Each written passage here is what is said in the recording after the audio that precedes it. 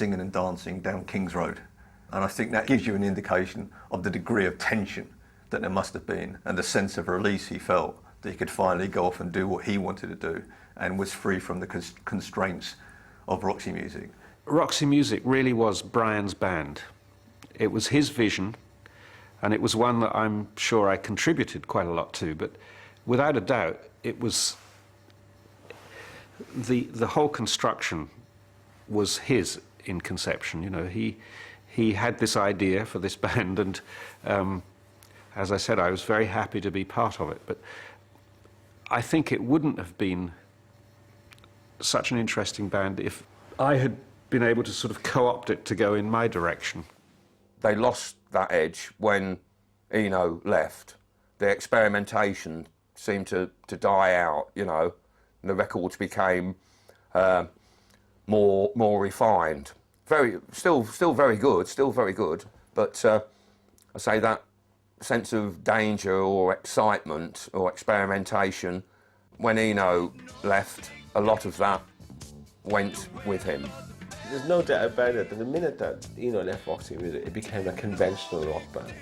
But with Eno in it, the actual songs are not allowed to fall into that kind of easy thing. They're going places that you don't know what's going to happen next. So that's what makes it so tense and makes the first record very powerful. It's an amazing record. It's the classic Roxy Music album. I think it's a mistake to say, oh, he's the great genius and Ferry baloney. Baloney. Ferry was a brilliant creation, and it was really Ferry's creation. Sure, we were aware of Eno, as he was called then. But finally, Ferry's concept did not need Eno. And Eno had plenty, clearly, that he could do without Ferry's concept. Without Roxy Music, however, Eno's future was uncertain. Despite his profile in the music press as a strange, brilliant anomaly, whether this non-musician could produce significant work of his own remained to be seen. And his finances were hardly conducive to a fresh start. When Brian quit Roxy Music, he was famously felt incredibly liberated by this and went off dancing down the King's Road. But he was in debt to the management company to the tune of £15,000, which was a not insignificant sum in 1973, obviously. So he was in a very uncertain position. Of course, he'd now left Roxy Music, and he didn't write the songs in Roxy Music, he contributed to them. So what he presented to Island Records was the most improbable career projection, you know, and what did he actually have to do? It wasn't a great situation to be in, but I think creatively it was a huge spur because he had to do something. He had to focus him. He couldn't just be this kind of dilettante figure hanging around the Speakeasy and other London rock venues where he was always be guaranteed lots of attention and a kind of rock star status. But he now had to actually prove it because he didn't have the lifeboat of Roxy Music. So I think whilst it was obviously there was pressure, he was still a relatively young man and had the insouciance of a young man. Oh, right, okay, I'll do something. And though his initial efforts weren't that great, didn't actually come to anything, it did galvanise him into work. Without the group around him, Eno was far from stranded. He had been active ever since his graduation within a community of artists, and while in Roxy Music had produced work and been involved in performances unrelated to the musical mainstream. Eno was, first and foremost, an artist, and this loose collective of like-minded individuals included the painters Tom Phillips and Peter Schmidt, prog rockers Robert Fripp and Robert Wyatt, and avant-garde musicians and composers Gavin Bryars and Cornelius Cardew.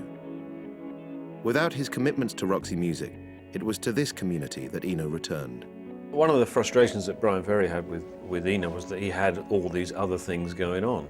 And he would, things which he'd bring to interviews in the NME and the Melody Maker, he'd be talking about John Cage and he'd be talking about the Scratch Orchestra that he'd played with briefly, or the Portsmouth Sinfonia, this kind of joke amateur art orchestra, which was overseen by Gavin Bryars. And various other, he had all these contacts with his former tutors like Tom Phillips and Peter Schmidt, who were quite well-known and established art world figures, actually.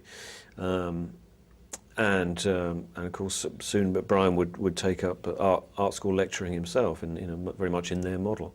So all this was in the background of the Roxy Music rock star world that he also inhabited with some panache and with a great deal of zeal. But to his credit, I think he always kept his hand in the art world, generally, not through any kind of dilettante opportunism, but just because that's what he was genuinely interested in, and that's genuinely what he wanted to bring to Roxy Music.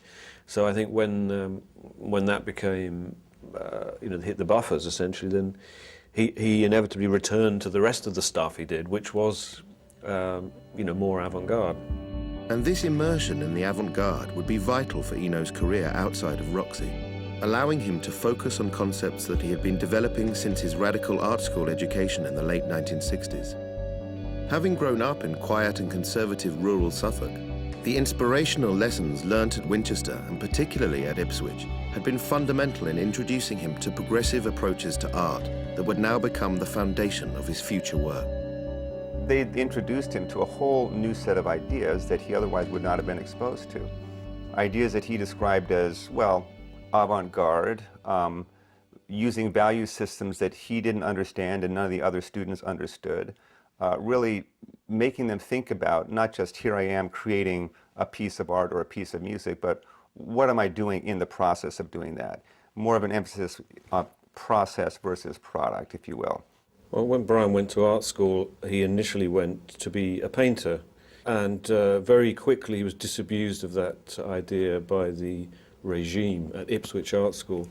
The regime there was administered by a man called Roy Ascott, and one of Ascott's abiding principles was to remove preconceptions about what art education was for the young students. And these were foundation level students, very young, come from a sort of formal school education, which Brian had done, and were plonked into this environment that involved all sorts of disorienting games, I think designed to just remove all these preconceptions about being a painter with a tin of watercolours. A number of the teachers there had come from London, and they were bringing this, including Tom Phillips, who was a painter and composer. And he introduced ideas to Eno very early on about how music could be art, particularly with regard to John Cage and a book that he'd written called Silence, which was sort of a Bible for the avant-garde at that time. And this was something that immediately struck Brian as something he could get into, because he'd already had an affair, as it were, with sound since he was a kid. Cage was a revolutionary composer and theorist whose development of aleatoric or chance-controlled music would have significant impact on Eno. Another painter-turned-musician who had studied under one of the towering figures of 20th century classical composition, Arnold Schoenberg. By the 1950s, Cage had turned his back on conventional notions of musical creation and instead looked to reappraise the role of the composer and to re-examine the very definition of what constituted music itself. Yet he would not only be a theoretical influence on Eno, his music, too, would become an inspiration. He was about drawing attention to the experience of listening to music, as opposed to having the attention being focused on the sacrosanct score that the composer had written out note for note. Traditional musicology and music studies in general focus on that score, on the intention and the will of the composer. Cage turns that whole thing on its head and says, it's great that Beethoven was Beethoven, but at the same time, I want to have a Beethoven-like experience if I'm listening to the sound of water on the beach or the wind in the trees. It's about the experience. Yes, Beethoven can bring up feelings like that in me, but I want to have those experiences when I'm not listening to beautiful classical music as well.